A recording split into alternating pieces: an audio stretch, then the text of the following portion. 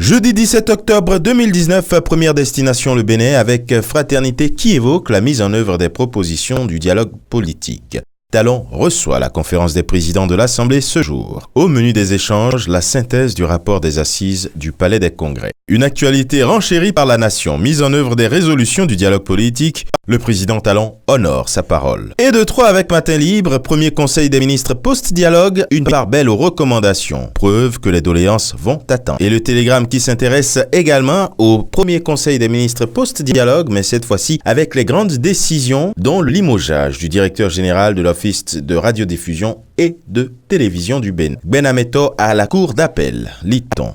Au Burkina Faso, sport en manchette du quotidien L'Information pour tous, 32e édition du Tour du Faso, 90 coureurs à la conquête du maillot jaune. Occupation anarchique des abords des rues avec l'Express du Faso, un danger pour les riverains et les usagers de la route, relève le journal. Au Togo avec liberté, 2020 est problématique de l'alternance, fébrilité sur fond de paranoïa du pouvoir, RPT unir. Le CAR exige une révision de la loi portant statut de l'opposition. Avec Togo Matin, Gracier Folie-Sativi rend grâce. Reprendra-t-il la lutte là où il l'a laissé?